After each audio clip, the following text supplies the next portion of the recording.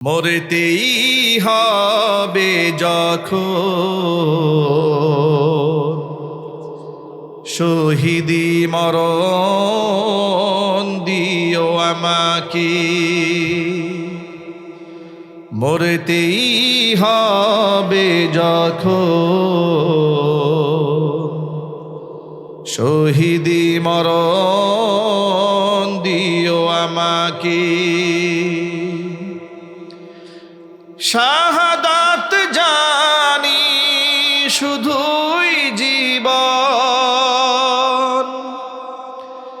শাহাদাত জানি শুধুই জীবন, সে জীবন দিও আমাকে। মরতেই হবে যখন শহীদি মরণ দিও আমাকে। মরতেই হবে যখন শহীদি মরণ দিও আমাকে। মরণেও সুখ আমি পাবো জানি শাহাদাতে, হিসেব নিকেশ হতে ত্রাণ আছে জানি শাহাদাতে। মরণেও সুখ আমি পাবো জানি শাহাদাতে, হিসেব নিকেশ হতে ত্রাণ আছে জানি শাহাদাতে। তাই মিনতি তোমার কাছে, হাজার শাহাদাত দিও আমাকে। মরতেই হবে যখন শহীদি মরণ দিও আমাকে। মরতেই হবে যখন শহীদি মরণ দিও আমাকে। সকলেই বলেন আল্লাহুম্মা আমিন। ভাইরা আমার, শহীদদের কোনো হিসাব হবে না। আল্লাহ শহীদদেরকে বিনা হিসেবে জান্নাত দান করবেন। আল্লাহ তাআলা আমাদের সকলকে শাহাদাতের মর্যাদা দান করে, জোরে কোন আমিন। ভাইরা, যে শহীদদের কোনো হিসাব নাই, ওই শহীদদেরকে উহুদের ময়দানে 70 জন সাহাবী শহীদ হলেন। তাদেরকে কবরে শোয়ানো হবে। কবরে শোয়ানোর সময় 35টা কবর খনন করা হয়েছে। কতগুলো জোরে বলেন তো ভাই? 35টা। এক একটা কবরের মধ্যে 2 জন করে শহীদকে শোয়ানো হচ্ছে। একজনকে সামনে, একজনকে পেছনে, একজনকে মাথার কাছে, একজন পায়ের কাছে। এখন এই যে এক কবরে 2 জন করে ঢুকানো হচ্ছে, কাকে সামনে শোয়াবেন আর কাকে পেছনে শোয়াবেন? এই 2 শহীদদের মধ্যে কাকে সামনে রাখবেন, কাকে পেছনে রাখবেন? রাসূল সাল্লাল্লাহু আলাইহি ওয়াসাল্লাম সাহাবীদের কাছ থেকে জিজ্ঞেস করেছিল, সাহাবীরা বলো তো, এই 2 জনের মধ্যে তুলনামূলকভাবে কোরআন শরীফ বেশি ভালো কে জানে? সুবহানাল্লাহ বলবেন না? আন্দাজ করতে পেরেছেন কথার ওজনটা কত গভীর? যে শহীদদের কোনো হিসাব নাই, বিনা হিসেবে জান্নাতে যাবে। আল্লাহ রসুলের তত্ত্বাবধানে হুজুরের সাথে জিহাদ করে যারা জীবন দিয়েছে, রসুলের হাতে যারা মাদফুন হচ্ছে রক্ত মাখা জামা নিয়ে, তাদের ব্যাপারে আল্লাহর নবী ক্লাসিফিকেশন করছেন, স্তর বিন্যাস করছেন মর্যাদাগত দিক থেকে, যে সামনে শোয়াবেন কাকে আর পেছনে কারে শোয়াবেন। হুজুর জিজ্ঞেস করলেন যে 2 জনকে শোয়ানো হবে, ধরেন আব্দুর রহিম আর আব্দুল করিম, একটা কবরে শোয়ানো হবে, তো এই 2 এর মধ্যে বেশি কোরআন শরীফ ভালো তেলাওয়াত কে জানতো? সাহাবায়ে কেরাম পরামর্শ করে সাক্ষী দিচ্ছিলেন, হ্যাঁ এই 2 জনের মধ্যে আব্দুর রহিম একটু ভালো জানতো, কিংবা আব্দুল করিম বেশি ভালো জানতো। যার ব্যাপারে সাহাবায়ে কেরামের সাক্ষ্য বেশি আসতেছে, উনি কোরআন ভালো জানতেন, নবীজি তাকে মাথার কাছে স্থান দিয়েছেন শোয়ার জন্য। কোরআন মর্যাদার প্রতীক, এটা সম্মানের প্রতীক, এটাকে কোনোদিন হালকা মনে করবেন না, এটা বিরাট সম্পদ। শুধুমাত্র এখানে সম্মান দেওয়া হয়েছে তা নয়, মর্যাদার প্রতীক এই কোরআন কিয়ামতের ময়দানে ব্যক্তিকে কতটা সম্মানের অধিকারী বানায় দেবেন। ইউকালু লিসাহিবিল কোরআনি ইকরা ওয়ারতাকি ওয়ারাত্তিল কামা কুনতা তুরাত্তিলু ফিদ দুনিয়া ফাইন্না মানজিলাকা ইনদা আখিরি আয়াতিন তাকরাউহা আও কামা ক্বালা আলাইহিস সালাতু ওয়াস সালাম। কোরআনের ধারক বাহককে কিয়ামতে বলা হবে ইকরা, তুমি পড়তে থাকো, ওয়ারতাকি, উপরের দিকে উঠতে থাকো, ওয়ারাত্তিল কামা কুনতা তুরাত্তিলু ফিদ দুনিয়া, থেমে থেমে আদবের সাথে তারতিলের সাথে যেভাবে কোরআন শরীফ পড়তে তুমি আজকে সেইভাবে কোরআন পড়ো। পড়তে পড়তে ফাইন্না মানজিলাকা ইনদা আখিরি আয়াতিন তাকরাউহা, যেখানে তোমার আয়াত পড়া শেষ হবে এত স্তর বিশিষ্ট জান্নাতের মালিক তুমি হয়ে যাবে। আরো জোরে বলেন সুবহানাল্লাহ। কোরআন কিসের প্রতীক? মর্যাদার প্রতীক। কিসের প্রতীক জোরে বলেন তো ভাই? সম্মানের প্রতীক। কোরআন এমন সম্পদ যার অর্জিত হয় তার দাম আল্লাহ বাড়ায় দেয়। আমি ছোটবেলায় 11 বছর বয়সে কোরআন মুখস্থ করেছি, আলহামদুলিল্লাহ। যখন কোরআন মুখস্থ করেছি তখন কোরআনের মর্তবা বুঝতাম না। বাপ মা দিয়েছে, পড়েছি। 30 পারা কোরআন সূরা ফাতিহা থেকে নাস পর্যন্ত এক দ্বারাই শোনায়ও দিয়েছে, আলহামদুলিল্লাহ বলেন। এটা আমার জীবনের একটি ঐতিহাসিক ঘটনা। 2001 সালে ঢাকা দক্ষিণ মুগদাপাড়া দারুল উলুম মাদ্রাসাতে উস্তাজ হাফেজ কারি মাওলানা মুফতি দেলওয়ার হুসাইনের তত্ত্বাবধানে সূরা ফাতিহা থেকে সূরা নাস পর্যন্ত এক দ্বারায় বলতে মাগরিবের পর থেকে শুরু করেছি। জরুরতার শুধু পেশাবের প্রয়োজন হয়েছে, রাতের বেলায় গিয়েছি, ইশারের নামাজ হয়েছে, আবার তেলাওয়াত শুরু করেছি। 7 জন হাফেজ সাহেব বসে বসে সারা রাত ভরে তারা তেলাওয়াত শুনেছে, আমি সারা রাত দাঁড়িয়ে দাঁড়িয়ে শোনাইছি মুখস্থ। 2001 সালে মর্ম বুঝি নাই, খালি মুখস্থ করেছি। এই বয়সে এসে এখন মনে হয় যে এটা কি করে সম্ভব, এটা অলৌকিক ঘটনা। এখন তো আমি এক পারা পড়তে আমার দম বের হয়ে যায়, কিভাবে সম্ভব এটা? এটা হচ্ছে আল্লাহ পাকের আয়াত, ওয়ালাকাদ ইয়াসসারনাল কুরআনা লিযিকরি ফাহাল মিন মুদ্দাকির। আল্লাহ তাআলা মানুষের জন্য কোরআন মুখস্থ করা এবং বোঝা দুটাই সহজ বানিয়ে দিচ্ছে। এই নিয়ামতকে হাতছাড়া করবেন না। সবাই পাকা নিয়ত করে ফেলেন, সন্তানকে doctor, engineer, lawyer, barrister, professor, বুদ্ধিজীবী, রাজনীতিবিদ যা কিছু বানান, আগে ফাউন্ডেশনটা আল্লাহর কোরআন দিয়ে দিব ইনশাআল্লাহ। বলেন না ভাই? ভাই আমরা মুসলমান, কোরআন ছাড়া মুক্তির কোনো পথ আমাদের আছে? আরো জোরে বলেন আছে? আপনি যদি কোরআন ছাড়া সন্তানকে শিক্ষিত বানাতে চান, শিক্ষিত হবে, আদর্শবান ব্যক্তি হবে না। আপনি এখন তো শিক্ষিত মহল, আপনাদের নলেজ আইকিউ অনেক পরিষ্কার, আলহামদুলিল্লাহ। আপনাদের স্মৃতিশক্তি প্রখরতা আল্লাহ পাক আরো বাড়ায় দেন। উত্তরবঙ্গের বেলা শেষে একটা বৃদ্ধাশ্রম আছে। বেলা শেষে বৃদ্ধাশ্রমের যিনি পরিচালক, মালিক যিনি, চেয়ারম্যান যিনি, একজন ভদ্র মহিলা, তিনি বাংলা ভিশন টেলিভিশনে একটি সাক্ষাৎকার প্রচার করেছেন, ইন্টারভিউ দিয়েছেন। উনি তার গল্পটা আমি শুনেছি। উনি বললেন এক ভদ্র মহিলার সাথে তার সম্পর্ক হয়েছিল বৃদ্ধাশ্রম করার আগের কথা, যে তিনি মহিলার সাথে তার মৌখিক সম্পর্ক মোহাম্মদপুরে থাকতেন। প্রায় দিন দেখা সাক্ষাৎ হয়, এভাবে বেশ কয়েকদিন চলেছে। হঠাৎ করে দেখা সাক্ষাৎ হচ্ছে না, এই জন্য খোঁজখবর নিয়ে তার বাড়িতে গিয়েছে। বাড়ি গিয়ে দেখেন ভেতর থেকে দরজা বন্ধ করা, বাহির থেকে কোনো লোক নাই, আওয়াজ নাই, ডাক দিচ্ছেন শুনতে পাচ্ছেন না।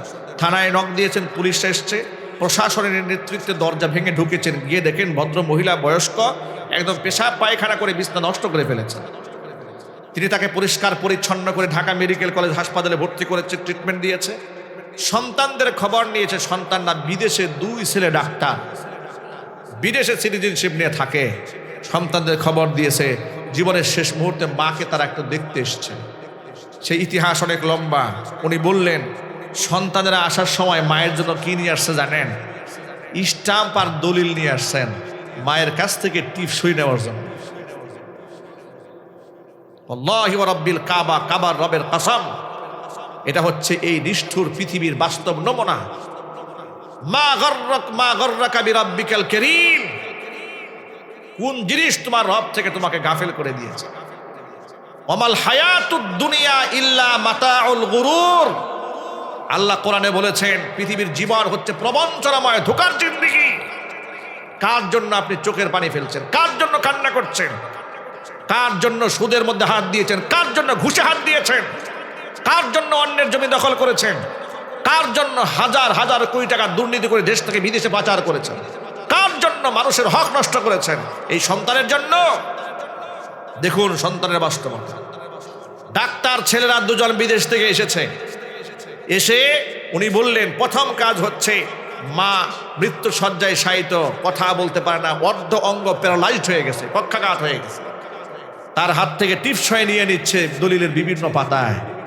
টিপসইগুলো নিয়ে মায়ের নামে স্থাবর অস্থাবর সম্পদ যা ছিল মোহাম্মদপুরে সব লিখে নিয়েছে। নেওয়ার পরে এই ডাক্তার সন্তান দ্বয় বলছে যে মহিলা তার চিকিৎসা করছে তাকে, যে আপনি আমার মাকে নিজের মায়ের মতো একটু দেখবেন, যেহেতু আমরা বিদেশ থাকি, বিদেশ থেকে যা খরচাদি লাগে সব আমরা পাঠাই দেব। এই কথা বলে ছেলেদ্বয় বিদেশে পাড়ি জমিয়েছে। বিদেশে যাওয়ার পরে এই ভদ্র মহিলা কথা বলে কান্না করে দিয়েছে যে আমি ঠিকই তাকে নিজের মায়ের মতো আগলায় ধরে রেখেছি, কিন্তু আশ্চর্যের ব্যাপার নিজের গর্ভধারণের মায়ের কথা সেই সন্তানদ্বয় একটিবারের জন্য ফোন দিয়ে জিজ্ঞেস করলো না আমার মা বেঁচে আছেন না মরে গেছে। এই হচ্ছে দুনিয়া। এই দুনিয়ার পেছনে আমরা ঘুরে বেড়াচ্ছি। এই জন্য আপনাদেরকে বলি, বিবেক থাকতে বিবেককে কাজে লাগান, সন্তানদেরকে দিন শেখান, জাহান্নামের ভয় ঢোকান, আলামে বারজাক সম্পর্কে অবগত করেন, আল্লাহ চেনান, কিবলা চিনান, মসজিদ চিনান, মাদ্রাসা চেনান। ফায়দা হবে, জীবন আলোকিত হবে। ঠিক কিনা বলেন? আমার প্রিয় ভাইরা, এই জন্য সকলেই নিয়ত করে ফেলেন অন্ততপক্ষে আমার ঘরে আমার পরিবারের সদস্যদের মধ্যে একজন হাফেজ থাকতেই হবে, একজন আলেম বানাবার চেষ্টা আমি করে যাব। চেষ্টা তো আমি করতে পারি, কবুল করার মালিককে। রাজি আছেন কারা কারা? হাত দেখি তো ইনশাল্লাহ। আল্লাহ যেন কবুল করে, জোরে করেন আমিন। আর জোরে বলেন আল্লাহুম্মা আমিন। নিয়ত করে ফেলেন, নিয়ত করেন যে আমার সন্তান আমার জানাজা নামাজের ইমাম হবে ইনশাল্লাহ। বলেন। আমার প্রিয় বন্ধুগণ, কোরআন মর্যাদার প্রতীক। কিয়ামতে সাহেবে কোরআনকে যদি এত সম্মান দেওয়া হয়, এবার কোরআনের হাফেজের বাবা মাকে কি সম্মান দেওয়া হবে শোনেন।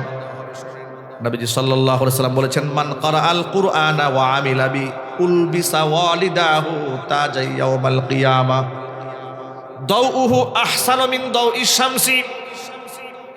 কোরআনে কারিমের তিলাওয়াতকারী, তার উপর আমলকারী ব্যক্তির পিতা এবং মাতার মাথার মধ্যে আল্লাহ তাআলা নূরের মুকুট পরায় দেবেন, যে মুকুটের আলো পৃথিবীর সূর্যের আলোকে হার মানায় দেবে।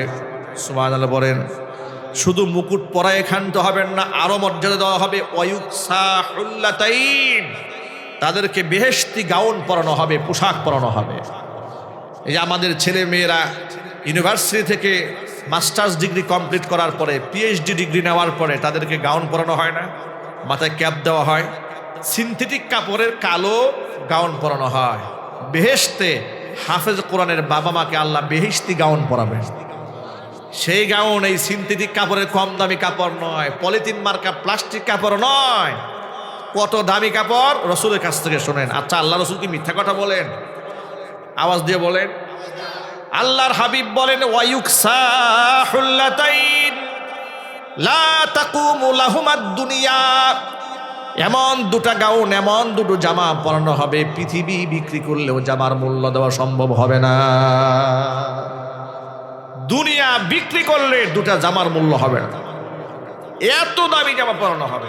এ জামা গায়ের মধ্যে পরে অবাক বিস্ময়ে তারা নিজেরা আল্লাহকে জানতে চাবে, আল্লাহ বিমা কাসাইটা না, আল্লাহ এমন কোন আমল করলাম এত দামের পোশাক আমাদের গায়ে উঠিয়ে দিয়েছো। সুবহানাল্লাহ বলেন। এত দামের পোশাক কেন দিলে আল্লাহ? ফায়ুকালু লাহুমা বিআখযি ওয়ালাদিকুমাল কুরআন, তোমাদের সন্তানরা কোরআন পড়েছিল বলে, হ্যাঁ এই জন্য আজকে তোমাদের এই সম্মাননা দেওয়া হলো। ওই গাউন আমাদের গায়ে আসুক, এটাকে আমরা চাই না। জুড়ে বলুন।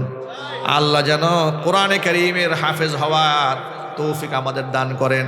আমাদের সন্তানদের দান করেন, আমাদের নাতি পুতি বংশের মধ্যে আল্লাহ পাক হাজার হাজার হাফেজ আর আলেম বানাইয়া দিন, জোরে কোন আমিন। নবী করিম সাল্লাল্লাহু আলাইহি সাল্লাম বলেছেন, কুন আলিমান, সম্ভব হলে নিজে আলেম হও, আও মুতাআল্লিমান, অথবা আলেমের ছাত্র হও, আও মুস্তামিআন, অথবা আলেমের শ্রোতা হও, আলেমের ফ্যান ফলোয়ার হও, আও মুহিব্বান, 4 নাম্বার আলেমের তুমি আলেমকে দিল থেকে ভালোবাসো।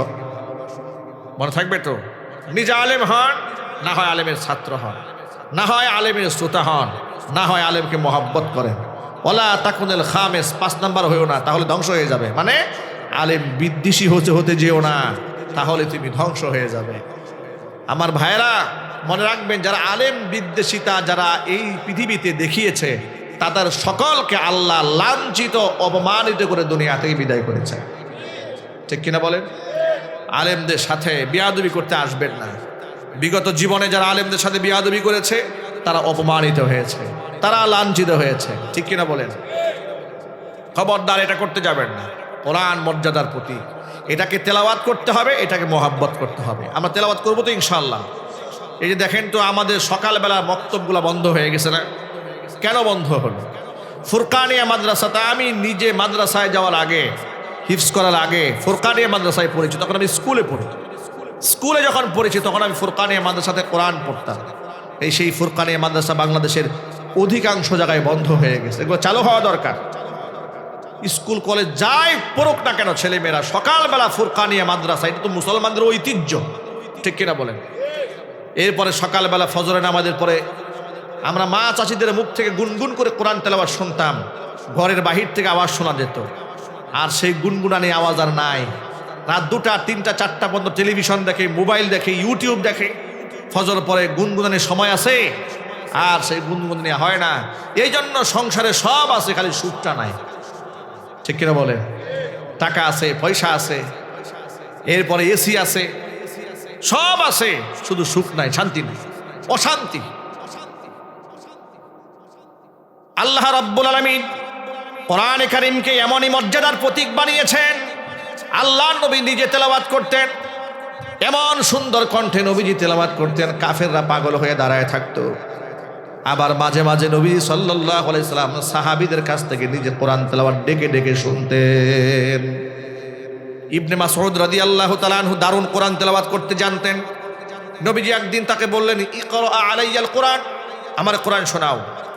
ইবনে মাসউদ বলছেন, আনা আকরাউ আলাইকাল কোরআন ওয়াল কুরআনু উনজিলা ইলাইক, আপনার উপর কোরআন নাজিল হয়েছে আর আমি আপনাকে কোরআন শোনাবো। হুজুর বললেন, হ্যাঁ।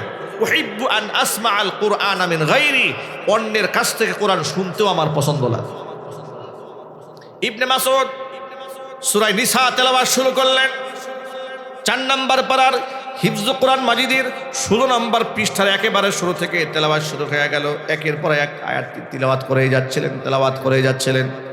তেলাওয়াত করতে করতে করতে করতে এক পর্যায়ে আমি আমার খুতবার মধ্যে যে আয়াতখানা তেলাওয়াত করেছি, সূরা নিসার 41 নম্বর আয়াত তিনি তেলাওয়াত করলেন।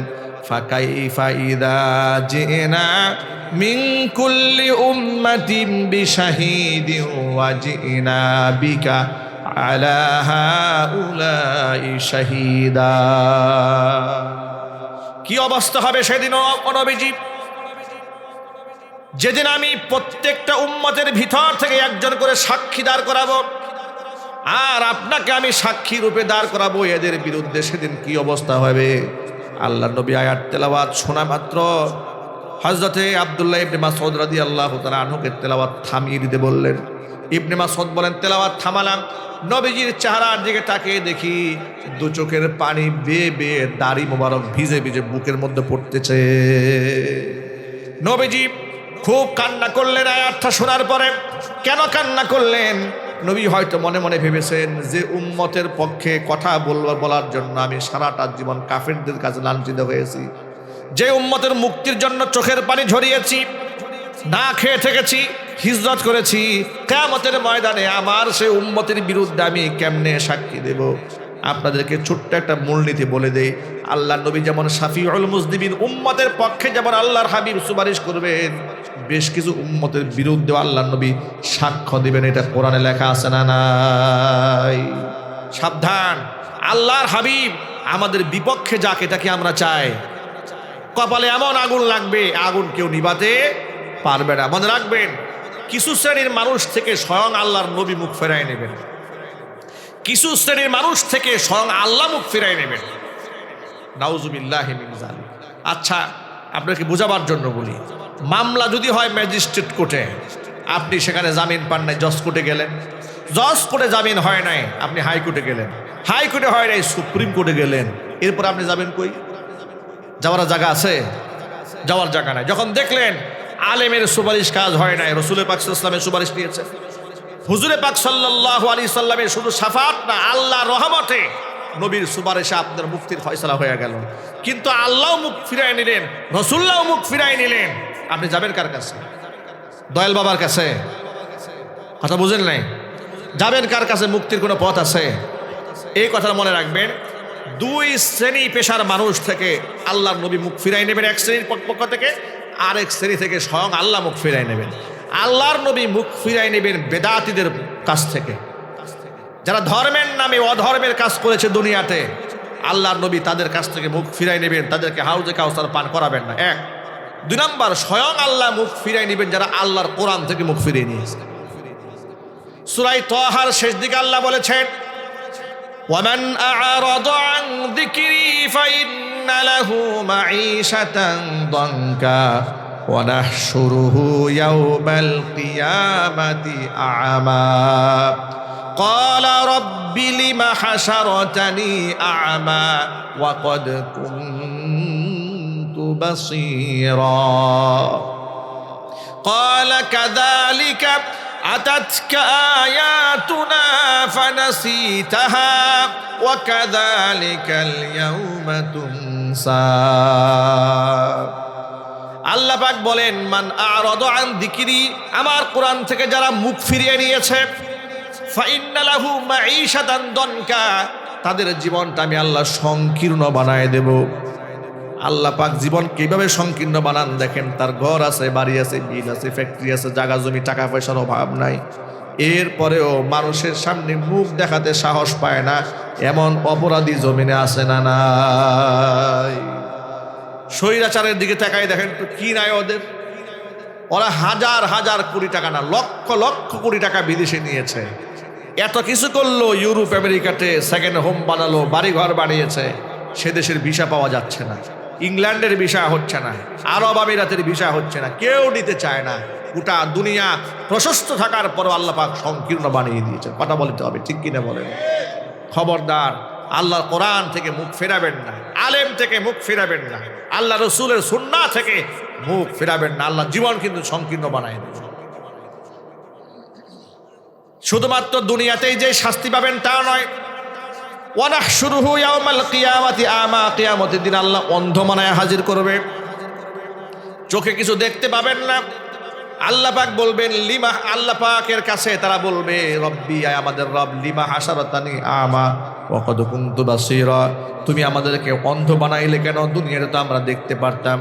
আল্লাহ পাক তখন বলবেন, ক্বালা কাযালিকা আতাতকা আয়াতুনা ফানাসিতাহা ওয়া কাযালিকাল ইয়াওমা তুনসা, এভাবে আমার আয়াত তোমাদের কাছে এসেছিল, সেদিন তোমরা আমার আয়াতকে ভুলে গিয়েছিলে, এই জন্য আজকে তোমাদেরকে ভুলে যাওয়া হবে, মানে আমি আল্লাহ ভুলে গেলাম। আহা, আল্লাহ যদি বলেন আমি তোরে ভুলে গেলাম, আহারে আল্লাহ, এমন ভয়ঙ্কর পরিস্থিতির মোকাবেলা আল্লাহ আমাদের কেমন ভয়ঙ্কর পরিস্থিতির সম্মুখীন তুমি করো না, জোরে করো আমিন। আল্লাহ যেন আমাদের মাফ করে দেন, জোরে করো আমিন। এই জন্য প্রিয় ভাইরা, কোরআন মর্যাদার প্রতীক, সম্মানের প্রতীক। কোরআন কার বাণী জোরে বলেন তো ভাই, সবাই একটু জোরে বলুন, কার বাণী? আল্লাহর এই বাণীর সাথে কি দুশ্মনী রাখা যাবে? এটা আমরা অন্তরে ধারণ করবো, আমরা বলি ইনশাআল্লাহ। আল্লাহর বাণীর কি দাম আছে না নাই? কম না বেশি? এতটা বেশি যে পৃথিবীর কারো কালামের সাথে, কথার সাথে এর তুলনায় চলে না, ঠিক কিনা বলেন? আল্লাহ পাকের কালাম এমনই একটা কালাম, এটাকে ওযু ছাড়া স্পর্শ করা যায় না, ধরা যায় না, পবিত্র হয়ে এটাকে স্পর্শ করতে হয়, এটার দিকে তাকিয়ে থাকলেও সওয়াব হয়, এটাকে মহব্বত করলে, কোরআনের মহব্বত মানুষকে জান্নাত পর্যন্ত পৌঁছে দেয়। এই যে ছেলেরা আজকে পুরস্কার পেয়েছে, কেউ 10 পারা হিফজ করেছে, কম্পিটিশনে কেউ 30 পারা কোরআন প্রতিযোগিতায় অংশগ্রহণ করেছে, তারা আজকে পুরস্কার গ্রহণ করেছে। একটা ছেলেকে দেখলাম অনেকগুলো পুরস্কার নিয়েছে, মাশাআল্লাহ। আমরা দোয়া করি তাকে আল্লাহ তাআলা মুফতি আব্দুল মালিক হাফিজাহুল্লাহর মতো বিদগ্ধ গবেষক আলেম বানায় দেয়। আর যদি বলুন আমিন। ভাইরা, কোরআন মাজিদ এটা একটা বিরাট সম্পদ, এটা অমূল্য রত্ন ভান্ডার, এটা বিরাট একটা খাজানা। কোরআন মাজিদ সম্পর্কে নবী করিম সাল্লাল্লাহু আলাইহি সাল্লাম বলেছেন, আল কুরআনু গিনান লা ফাকরা বা'দাহ ওয়ালা গিনান দুনা। কোরআন এমন একটা সম্পদ, এই সম্পদ অর্জিত হলে পৃথিবীতে তার কোনো দারিদ্রতা থাকে না। সুবহানাল্লাহ বলবেন না? আল কুরআনু গিনান লা ফাকরা বা'দাহ। কোরআন এমন একটা সম্পদ যা অর্জিত হলে ব্যক্তির কোনো দারিদ্রতা থাকে না। ওয়ালা গিনান দুনা, এটা এমনই সম্পদ, এটা বাদ দিয়ে কেউ ধনীও হতে পারবে না। মানে পৃথিবীর সব আছে, ওর কাছে কোরআন নাই, সে গরিব। পৃথিবীর কিছুই নাই, তার কাছে কোরআন আছে, পৃথিবীর শ্রেষ্ঠ ধনী। এত দামি নিয়ামত। শুধুমাত্র কোরআনের কারণেই সাহাবায়ে কেরামের অনেকের মান মর্তবা আকাশচুম্বী হয়েছে। একের উপর এক মর্যাদা আল্লাহ পাক তাকে বৃদ্ধি করে দিচ্ছেন। হাজারো লাখো সাহাবীদের মধ্যে অন্ধ সাহাবী আব্দুল্লাহ ইবনে উম্মে মাকতুম রাদিয়াল্লাহু তাআলা আনহুর মর্যাদা আল্লাহ পাক এতটা বৃদ্ধি করেছেন, তার শানে সূরা আবাসার 16টা আয়াত আল্লাহ নাজিল করেছেন, একমাত্র কোরআনকে মহব্বত করার কারণে। চিৎকার দিয়ে বলতে হবে সুবহানাল্লাহ। উবাই ইবনে কাব রাদিয়াল্লাহু তাআলা আনহু বিখ্যাত সাহাবী, কাতিবি ওহী ছিলেন। স্বয়ং আল্লাহ তাআলা আল্লাহ রসুলকে নির্দেশ প্রদান করেছেন, হুকুম করেছিলেন উবাইকে আপনি সূরা বাইয়িনা তেলাওয়াত করে শোনান। উবাইকে যখন ডেকে আল্লাহ রসুল বললেন, হে উবাই, আল্লাহ আমাকে হুকুম করেছেন আমি তোমাকে যেন সূরা বাইয়িনা তেলাওয়াত করে শোনাই। উবাই ইবনে কাব আল্লাহর হাবিবকে অবাক বিস্ময়ে প্রশ্ন করলেন, আওয়া সাম্মানি ইয়া রাসূলুল্লাহ, হে আল্লাহ রসুল, আপনি যে বললেন আল্লাহ আপনাকে হুকুম করেছে আমাকে কোরআন শোনাবার জন্য, এটা কি আমার নাম কি আল্লাহ তাআলা মুখে উচ্চারণ করেছে নাকি? আওয়াজ সাম্মানি, আমার নাম বলেছে? রসুল বলেন, হ্যাঁ তোমার নাম ধরে বলেছে। আরো চিৎকার দিয়ে বলেন সুবহানাল্লাহ। কোরআন মানুষকে কোথা থেকে কোথায় উঠায় নিয়ে যায়। উবাই ইবনে কাবকে আল্লাহ তাআলা স্পেশাল এই মর্যাদা কেন দিলেন শোনেন। কোরআন যখন নাজিল হতো, কোরআনে কারীম লিখে যারা সংরক্ষণ করতেন তাদের মধ্যে উবাই ইবনে কাব অন্যতম ছিলেন। আল্লাহর নবীর ইন্তেকালের পরে রসুলের জায়নামাজে দাঁড়িয়ে যিনি খতমে তারাবির নামাজের ইমামতি করেছেন সাহাবীদের মধ্যে, ইনি হচ্ছেন ওই সাহাবী উবাই ইবনে কাব রাদিয়াল্লাহু তাআলা। সাহাবায়ে কেরাম তার পেছনে জামাত করে তারাবির নামাজ আদায় করেছেন। আল্লাহু আকবার বলেন। সম্মান কে বাড়িয়ে দিয়েছেন? আল্লাহ বাড়িয়ে দিয়েছেন। আচ্ছা বলেন তো প্রিয় ভাইরা, কমন প্রশ্ন, শহীদদের কি কিয়ামতে কোনো হিসাব হবে? একটু জোরে বলতে হবে। শহীদরা বিনা হিসেবে আল্লাহর জান্নাতে যাবে। আল্লাহর নবী একদিন বললেন, শোনো,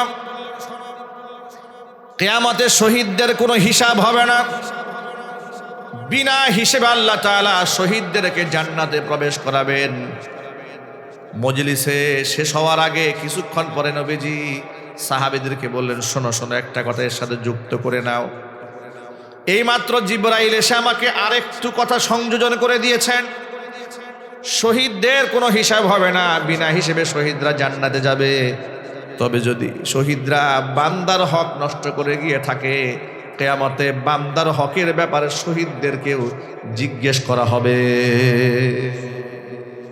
ভাবা যায়, এখানে দুইটা বিষয় ফুটে উঠেছে। এক হচ্ছে শহীদদের মর্যাদা সীমাহীন, আরেকটা বিষয় বান্দার হক, এটা অত্যন্ত গুরুত্বপূর্ণ, এটাকে অবহেলা করার কোনো সুযোগ নাই। এই যে আজকে আপনি সুযোগে কারো 10,000 টাকা মেরে দিয়েছেন, গায়ে শক্তি ছিল, সামর্থ্য ছিল, অস্ত্র ছিল, ক্ষমতা বল ছিল, কারো জমি আপনি দখল করে নিয়েছেন, কিংবা প্রতারণা করে কারো কাছ থেকে আপনি 2টা ফাইল আটকায় টাকা নিয়েছেন, ধোঁকাবাজি করেছেন, প্রতারণা করেছেন, 2 নাম্বার পণ্য 1 নাম্বার বলে বিক্রি করেছেন, ওজনে কম দিয়েছেন, খাদ্যে ভেজাল দিয়েছেন, বান্দার হক আপনি নষ্ট করেছেন। খুব সাবধান। বহু বছর আগের কথা, সম্ভবত 8-10 বছর আগের কথা হবে। আমি মসজিদের মধ্যে ইসলাহি প্রোগ্রামে তওবা সংক্রান্ত একটা বয়ান করেছিলাম, যে তওবার মধ্যে কয়েকটা কন্ডিশন ছিল, যে আল্লাহ পাক বান্দার তওবা কবুল করেন তখন যখন এই বিষয়গুলো থাকে। এক হচ্ছে বান্দা যে গুনাহ করেছে সেই গুনাহটা তাৎক্ষণিক ছেড়ে দেবে, প্রচণ্ড আকারে সে লজ্জিত হবে, অনুতপ্ত হবে, আরে আমি অন্যায়টা করলাম, আল্লাহ আমার প্রতি নারাজ হয়ে যাবে। আপনি খুব বেশি অনুতপ্ত হলেন, ভবিষ্যতে এই গুনাহ জীবনেও করবে না বলে দৃঢ় সংকল্প করবে। আর যদি যে পাপ সে করেছে এর সাথে যদি বান্দার হক সংশ্লিষ্ট কোনো বিষয় থেকে থাকে, তাহলে বান্দার কাছ থেকে আগে ক্ষমা চেয়ে নেবে। বান্দা যদি ক্ষমা না করেন, এই বান্দা কাবা ঘরের গিলাফ ধরে কানলেও আল্লাহ তাআলা তাকে মাফ করবেন না। বড় মারাত্মক ব্যাপার, কাঁদলেও মাফ হবে না। এই বয়ানটি করার পরে আপনাদের সিলেট অঞ্চল থেকে জনৈক কাঠের ব্যবসায়ী, ফার্নিচার ব্যবসায়ী আমাকে ফোন দিল, এবং যখন তিনি ফোনে কথা বলছিলেন তখন তিনি কান্না করছিলেন। আমাকে বললেন, হুজুর আমি একজন ফার্নিচার ব্যবসায়ী, আজকে আল্লাহ তাআলা আমাকে কোটিপতি বানিয়েছেন, কিন্তু এক সময় কোটিপতি আমি ছিলাম না। আপনার তওবা সংক্রান্ত বয়ান শুনলাম, আপনি যে বললেন মানুষের হক নষ্ট করলে তাদের কাছ থেকে মাপ চেয়ে নিতে হবে, তা আমার উপায়টা হবে কি? আমি তো অনেক সময় মেহগুনি কাঠ দিয়া বার্নিশ করে তাকে আমি সেগুন বানায় বিক্রি করছি। কি এরকম ব্যবসায়ী নাই দেশে? আরো জোরে বলেন। আমি তো কাজ করে ফেলছি, আকাম তো ঘটাই ফেলছি, মেহগুনি কাঠকে রং করে সেগুন বলেছি। এরপরে কাঠের মধ্যে পল ছিল, আমি সেটাকে সারি কাঠ বলে বিক্রি করে চালিয়ে দিয়েছি, কাস্টমার ধরতে পারে নাই। আমি তো এটা করেছি, কিন্তু এখন আমার উপায়টা হবে, আমি কি করব? ভাইরা খুব সাবধান বান্দার হকের ব্যাপারে, মনে রাখবেন বান্দা নিজে থেকে যদি তার হক ছিঁড়ে না দেয়, যদি আপনাকে মাফ না করে, তাহলে আপনাকে আল্লাহ মাফ করবে না। আপনারা শুনেন নাই, আল গীবাতু আসাদ্দু মিনাজ জিনা, জিনা করার চাইতে গীবত ভয়াবহ অন্যায়। এখন ব্যাখ্যা হলো, জিনাকারকে তো মানুষ খুব ঘৃণা করে, ব্যভিচার যে করে তাকে কেউ পছন্দ করে না, কোনো মূল্যায়ন নাই, কথা বলতে হবে ঠিক কিনা। কিন্তু গীবত শেখায়ত, অন্যের সমালোচনা করে, তাকে তো কেউ খারাপ বলে না। কিন্তু রাসূল তো বলে এর থেকে জঘন্য। আল্লাহর নবী যিনি ব্যাখ্যা করে বলেছেন, ব্যাখ্যাটা কি? গীবত জিনার চেয়ে মারাত্মক হওয়ার ব্যাখ্যা হলো, প্রথমত জিনাকে মানুষ বড় ধরনের গুনাহ মনে করে, তওবা করে, যার দরুন তার জন্য তওবার রাস্তা খোলা থাকে, মাপ পাওয়ার সম্ভাবনা থাকে। এই জন্য এক দৃষ্টিকোণ থেকে জিনার চাইতে গুনাহটা একটু হালকা হয়ে যায় গীবতের চেয়ে, 1 নাম্বার।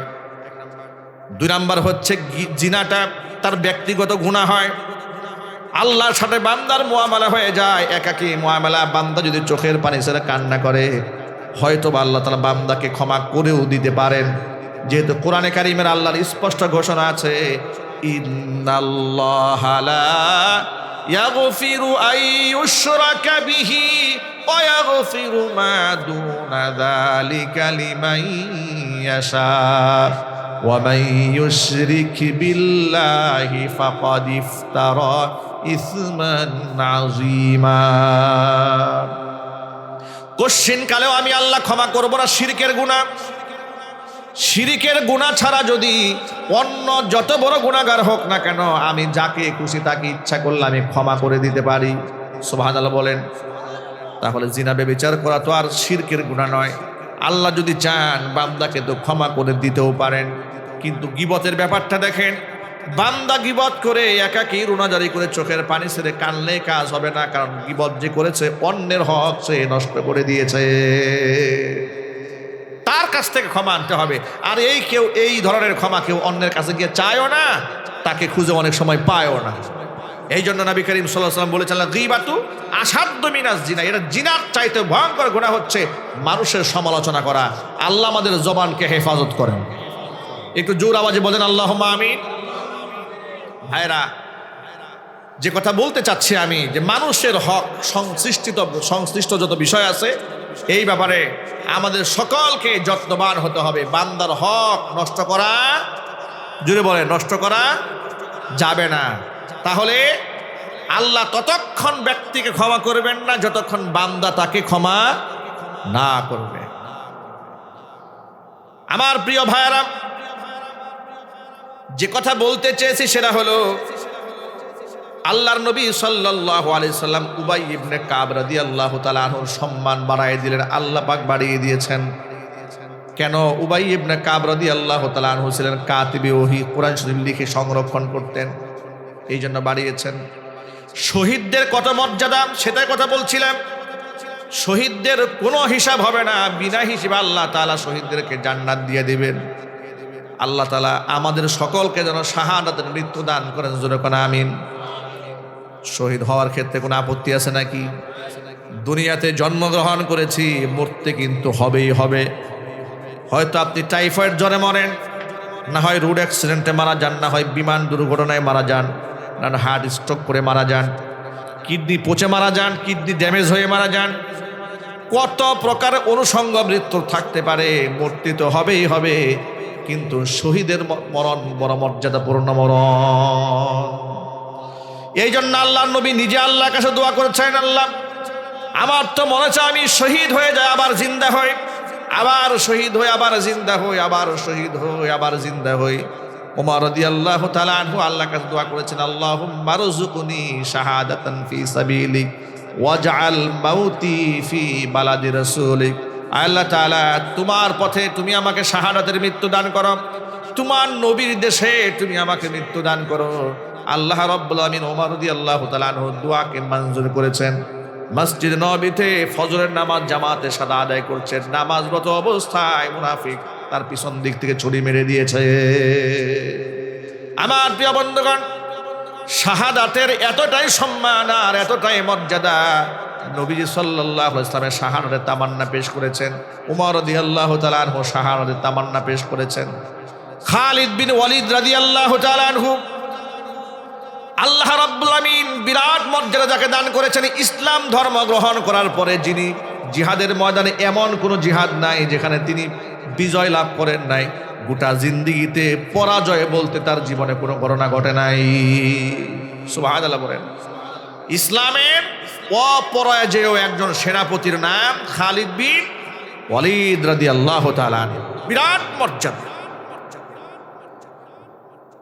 জীবনের শেষ সায়ান্নে এসে মৃত্যু শয্যায় শায়িত খালিদ বিন ওয়ালিদ প্রিয়তমা স্ত্রীকে ডেকে বলছেন, ও প্রিয়তমা স্ত্রী, চোখের পানি ছেড়ে কান্না করছেন আর আফসোস করতেছেন, কেন তিনি আল্লাহর পথে শহীদ হলেন না। এই জন্য দুঃখ করে বলতেছেন, আচ্ছা বলো তো, আমার পায়ের পাতা থেকে শুরু করে একেবারে মাথার পর্যন্ত পুরো শরীরের সমস্ত অঙ্গ প্রত্যঙ্গ চেষ্টা করে দেখো তো, আমার গোটা দেহের এখনো কোনো অঙ্গ বাকি আছে নাকি যেখানে জিহাদের ময়দানে দুই একটা ঘা নাই, আঘাতের চিহ্ন নাই।